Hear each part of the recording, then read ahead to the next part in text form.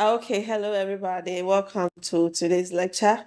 I welcome you all to the first semester for the 2022-2023 academic year. My name is Grace Opare and I'm going to be your lecturer for this semester. So this week we are going to take a look at an introduction to African studies. At the end of this lecture, you should be able to explain the origin of African studies as an academic discipline. You should also be able to define what African studies is, discuss the purpose or reasons for the study of African studies, and then lastly, analyze the factors that hinder the study of African studies. We will also look at some misconceptions about Africa. Now, let's just go straight into the lecture. Before we go into the lecture, there is an African map over there. So we are going to give a brief description about Africa. So let's take a look at a brief geographical background to Africa. Okay, so Africa is notably the second largest continent in the world, and it comes second only after Asia. If you look at the size of Africa, it occupies an area which is equivalent to 30.3 million square kilometers. In terms of the boundaries, Africa shares boundary with the Mediterranean Sea and Europe to the north. When you come to the west, Africa shares boundary with the Atlantic Ocean. Then with the Atlantic Ocean, to the east, Africa shares boundary with the Saudi Peninsula and the Indian Ocean. And then to the south, it also shares boundary to the Atlantic Ocean. This means that when you look at the boundary of Africa, majority of its boundaries are made up of rivers, or let's say water. Okay, right. In terms of the distance, if you look at from the east to the west, it covers about 7,200 kilometers wide. And then in terms of the length, it's about 8,000 kilometers. The equator divides Africa virtually into two parts. And these two parts is the north and the south. The northern part of Africa is wider and bigger than the southern part of Africa. In terms of the political division, Africa is made up of 54 countries. Some of the largest countries in Africa are the Democratic Republic of Congo, Libya, Ethiopia, South Africa, and Algeria. Nigeria is notably the most populated country in Africa. Let's look at the physical features and resources of Africa. In terms of resources, Africa is naturally endowed with a lot of physical features and resources. And the most interesting part is that most of these resources are natural. They are not man-made. What this means is that most of the things you find in Africa are things that were created by God. They already existed on the continent. They were not made by the people who lived there. The first physical feature we are going to look at is the mountain or mountains. When you come to Africa, you tend to find a lot of mountains in Africa. And Africa is more or less like a home to most of the highest mountains in the world. And Kilimanjaro is notably the highest mountain in the world. And this mountain, you find it in Africa. There are others like the Drakensberg that is found in Cameroon, and there's also the Futa Jalos. Apart from the mountains, the second is that Africa also has a lot of rivers and lakes. There's the Niger River, there's the Congo River, there's the Volta River, the Senegal, and then the Gambia River.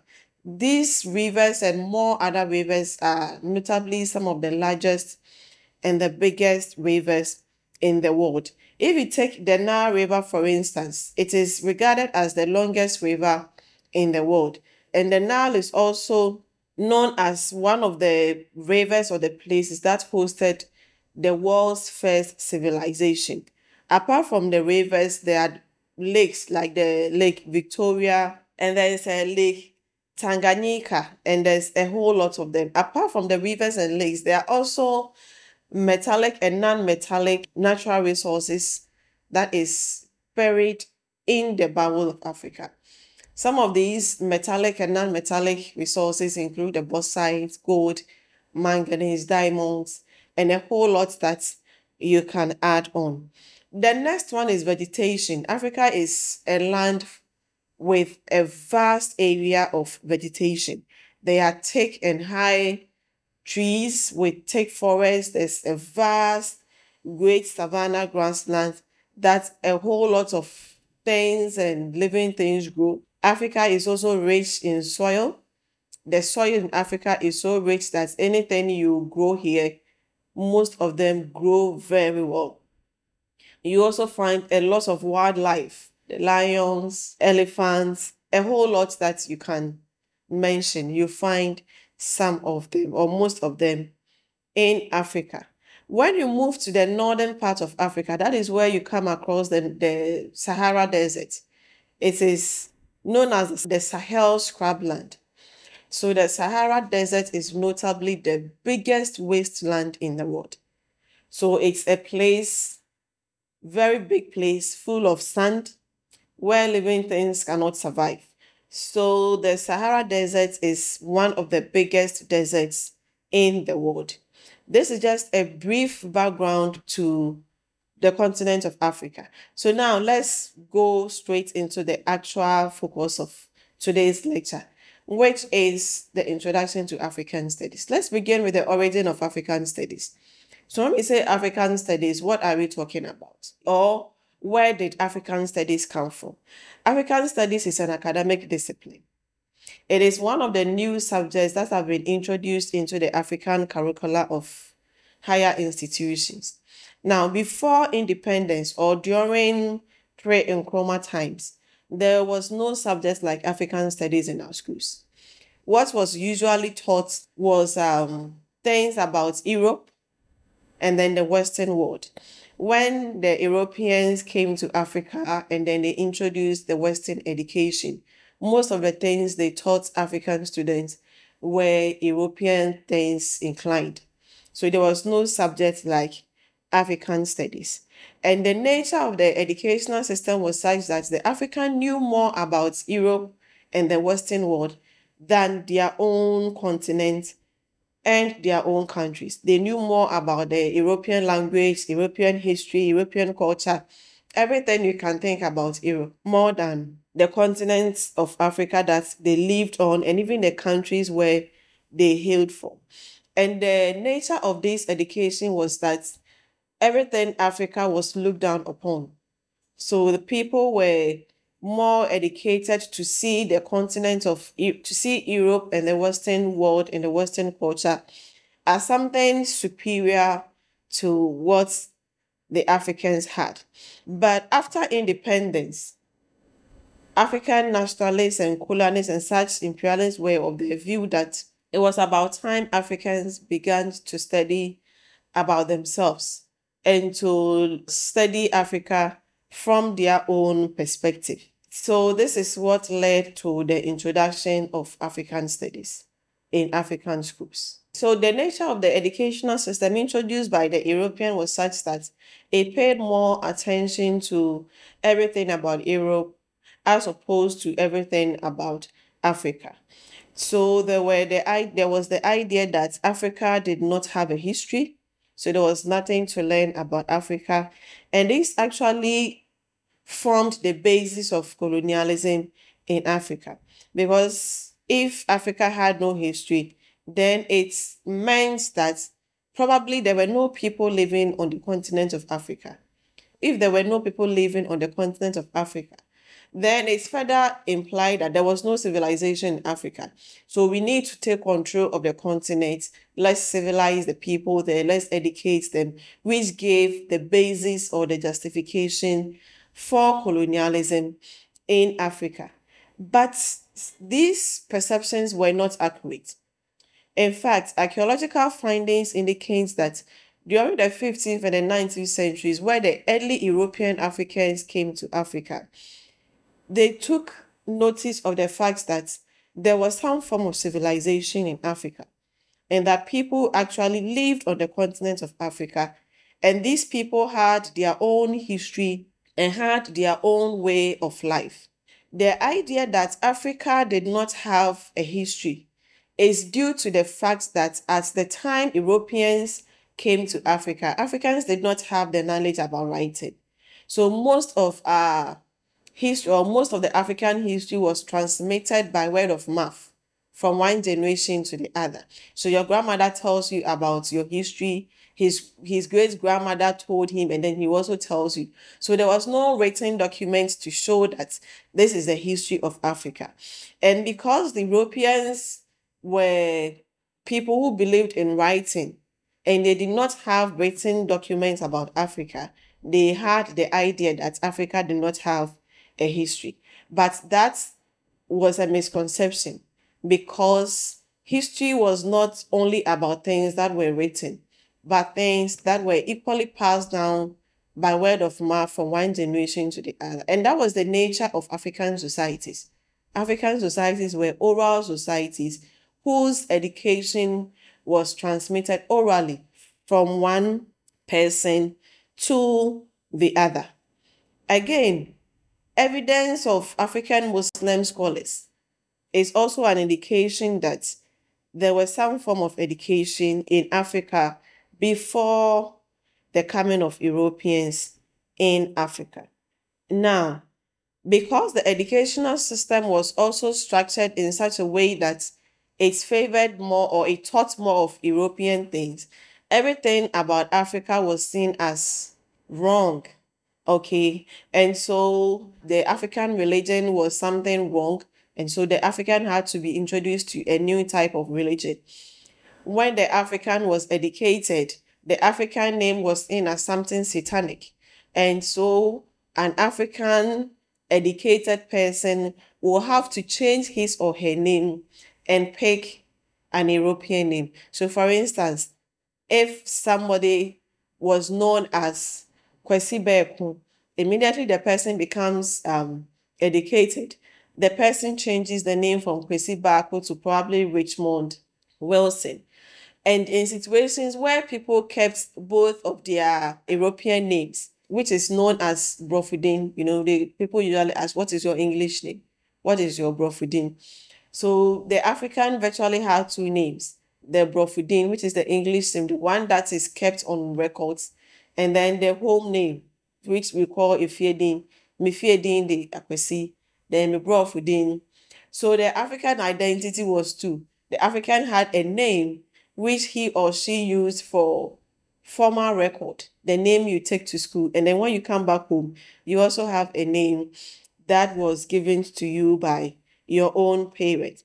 When people got baptized, when they accepted the Christian religion and then they got baptized, most of them, as a way of showing their conversion, had to drop their African name and to pick Christian names like Peter and Edwin and Derek and all of that. And all of these things cumulatively alienated the African from his cultural backgrounds, made the African rather accept the European way of doing things and the European lifestyle rather than the African way. The way Africans were praying were looked down upon. So when you pour libation, it is seen as evil and satanic. Rather, you had to go on your knees with your hands together and to pray to the God that was assumably introduced to the African by the white man.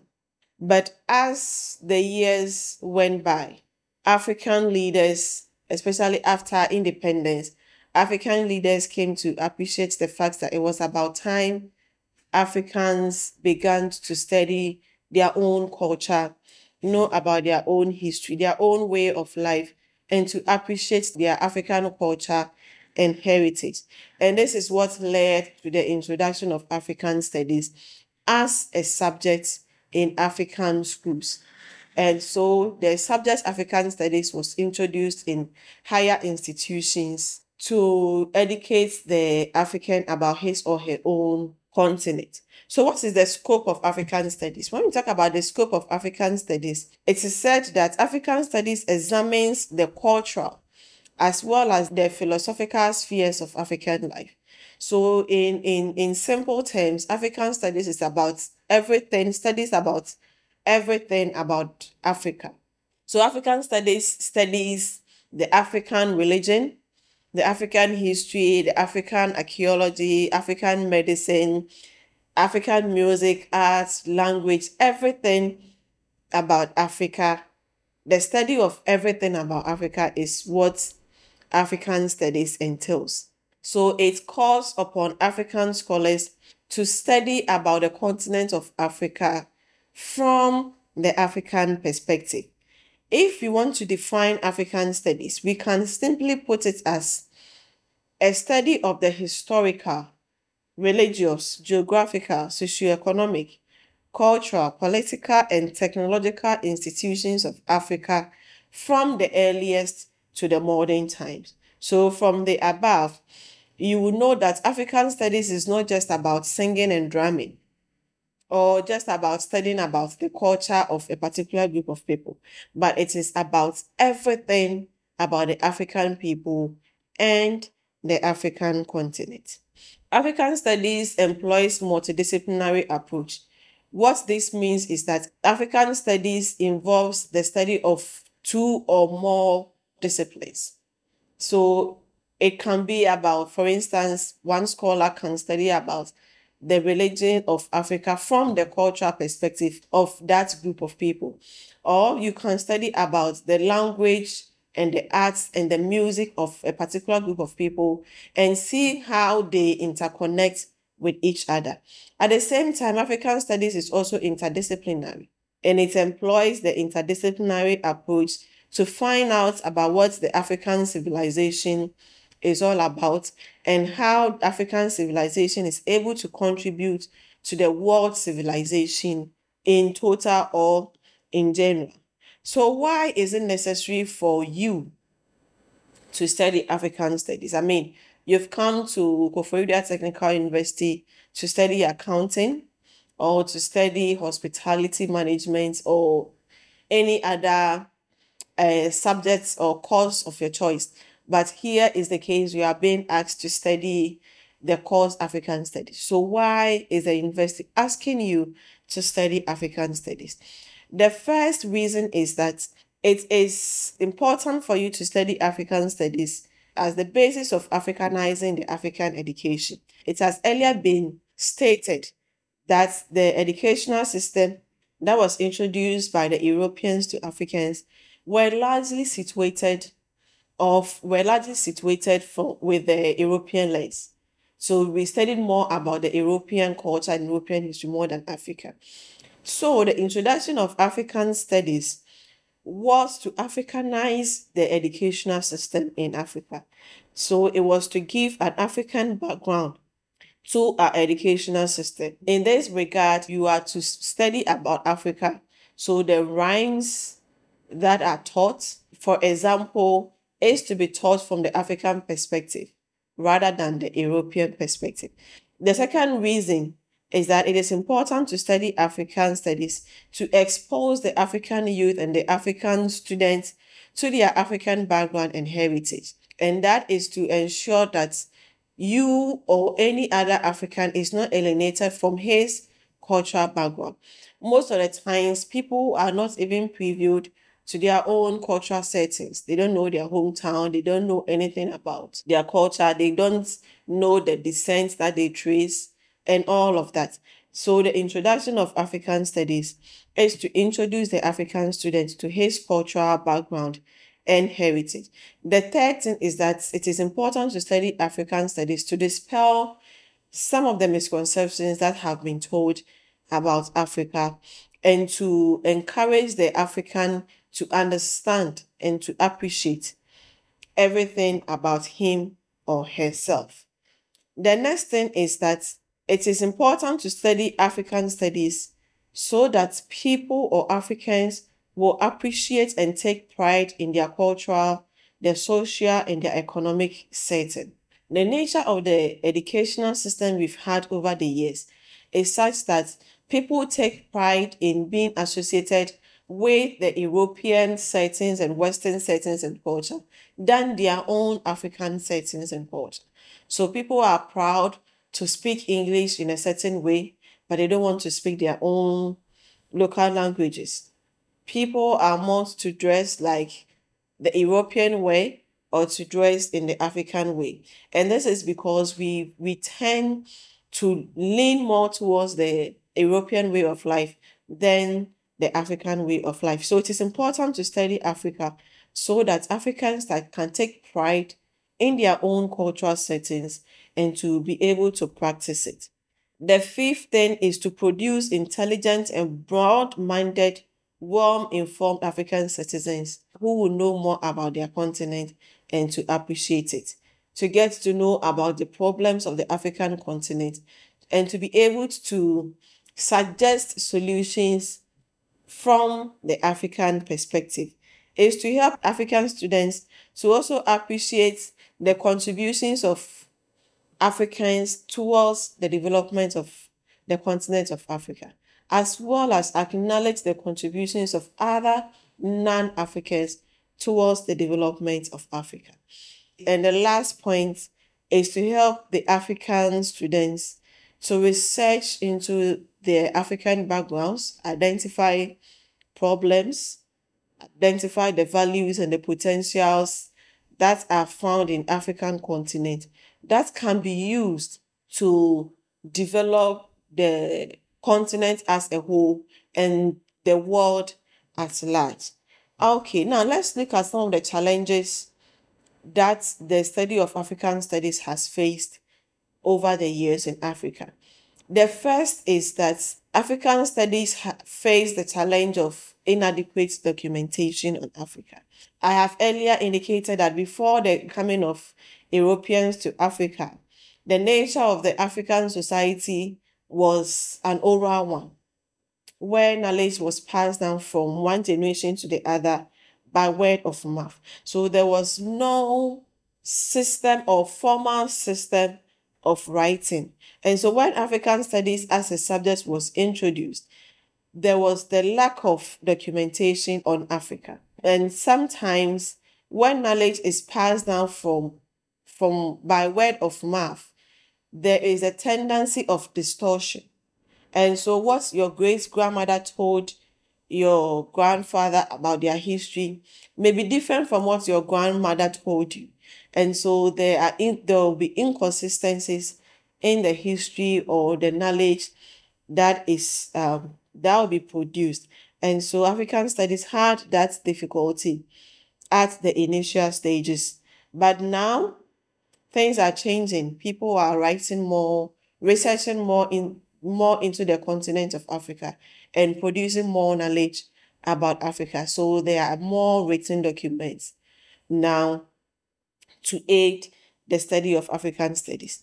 The next problem is the lack of African specialists to teach courses in African studies. As I have earlier indicated, the nature of the educational system was such that you learned more about the Europeans more than Africa. So most people were more interested in learning about European subjects. So people learned more about medicine, more about accounting, marketing than African studies.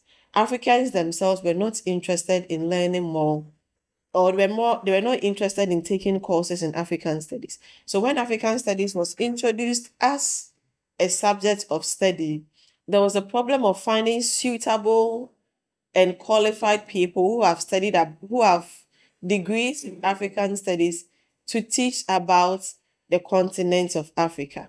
Now, if you look at most of the writings about Africa, you realize that at the initial stages, most of the traditional and old books that were written about Africa were written by Europeans. And at that point in time, they had to rely on European scholars to teach African studies in African schools.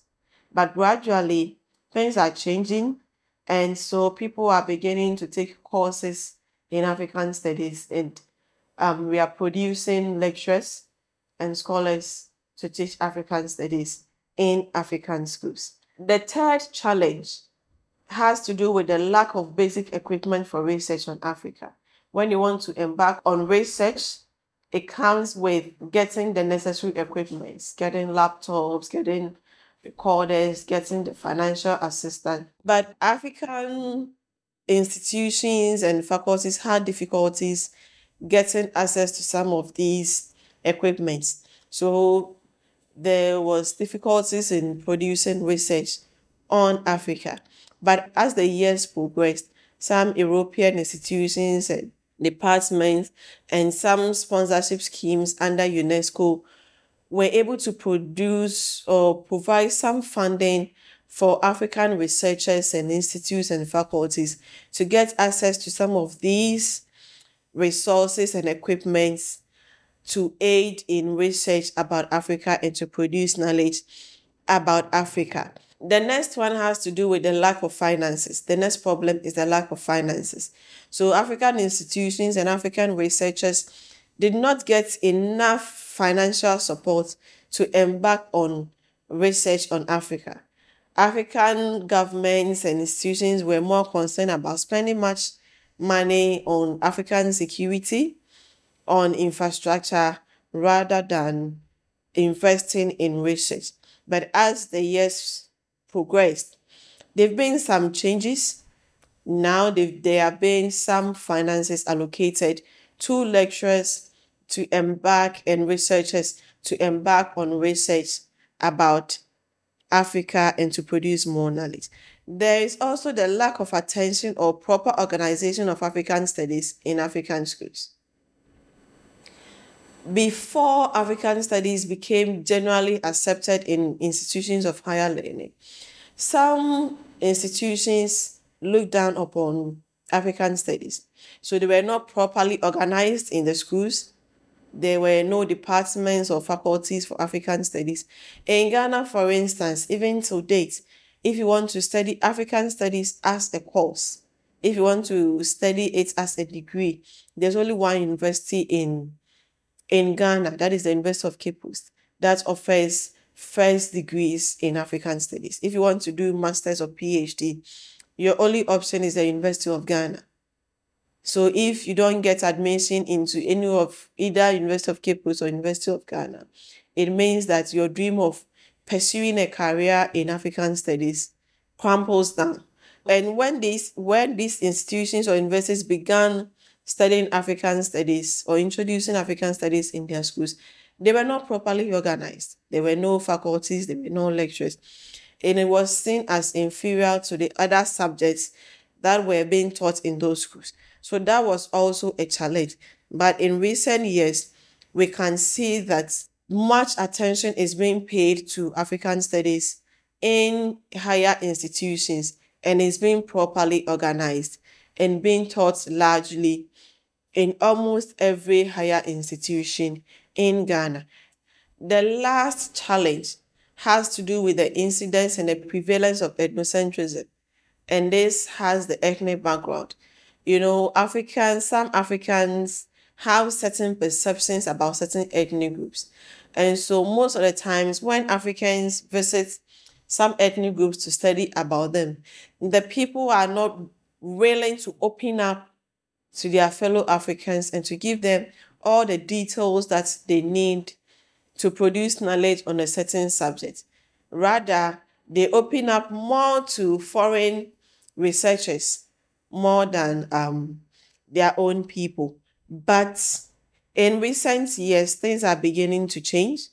People are beginning to trust researchers who are Africans, and they are beginning to appreciate the fact that when researchers research about you, they are not going to use the knowledge they have gathered about you to form a certain perception, negative perception about you. Rather, it is to produce knowledge about you and to even give you the opportunity to tell your own story from your own ethnic perspective. Okay, so in summary, we can say that there have been a certain number of factors that have hindered the development of African studies as a course in African institutions. But at the same time, we can say that in recent years, things are beginning to change, and there have been some improvements in the study of African studies, especially in higher institutions.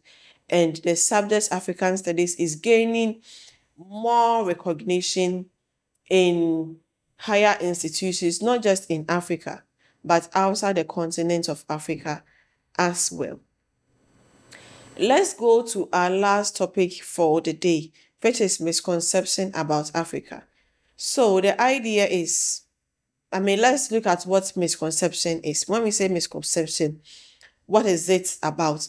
When we say misconception, it basically means an incorrect view or opinion, or a false or incorrect information about something. So when you hold a certain view or perception about something which is incorrect, that is what we refer to as misconception.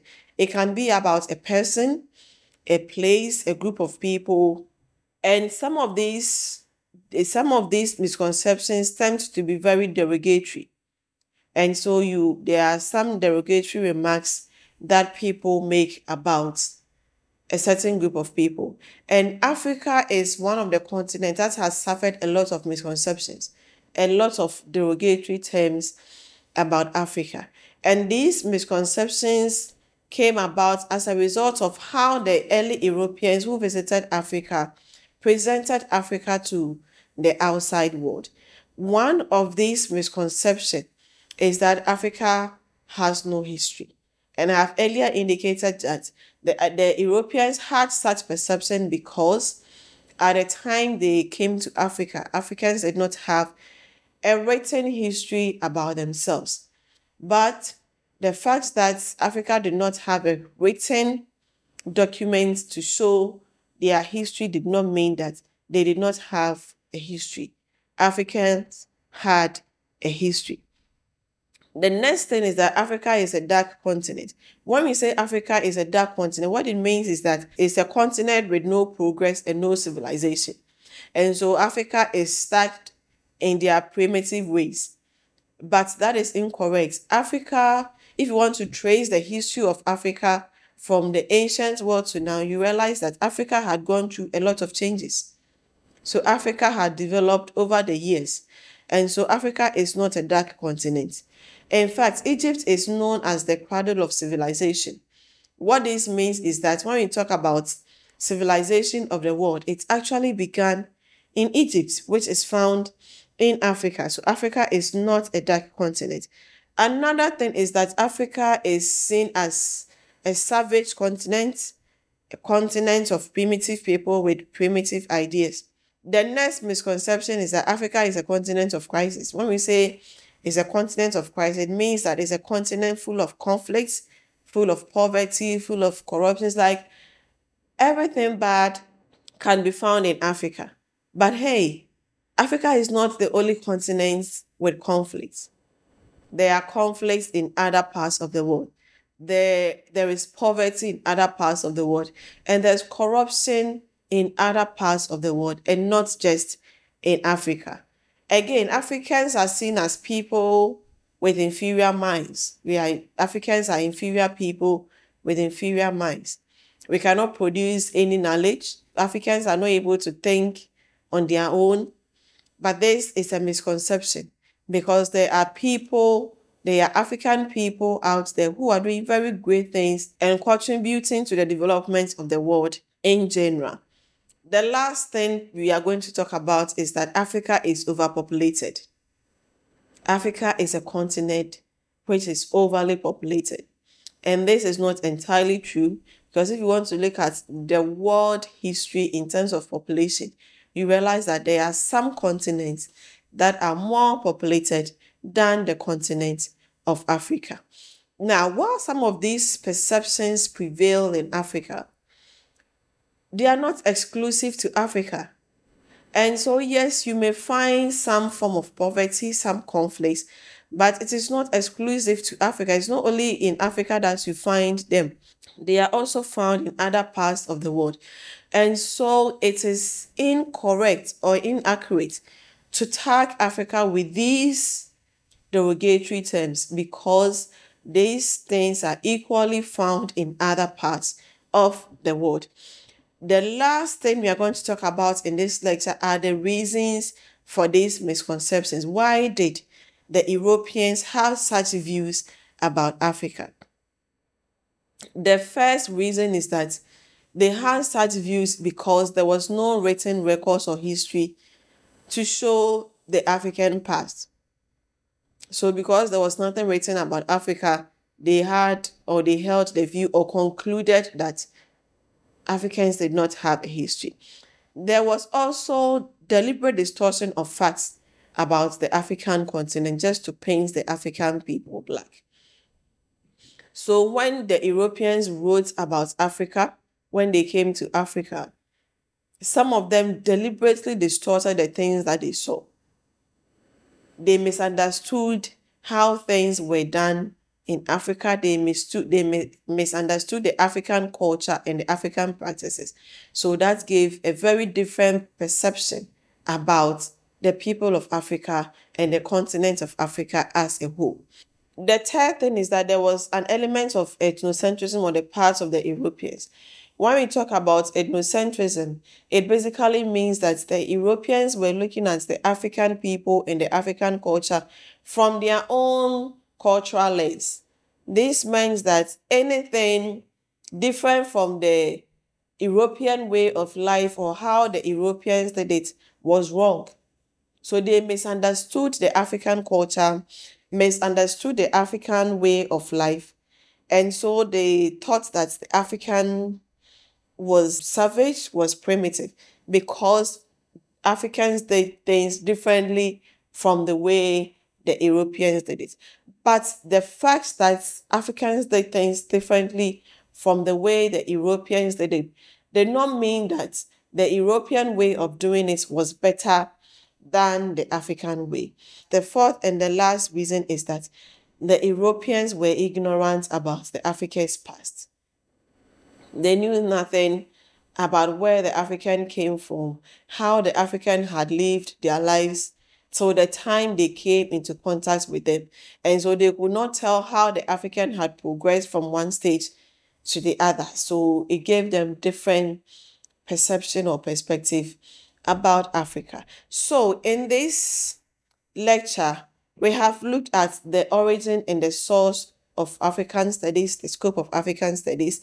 We have looked at the reasons or the purpose for the study of African studies, some of the challenges that African studies as a subject has faced over the years, and some misconceptions about Africa and the African people as a whole.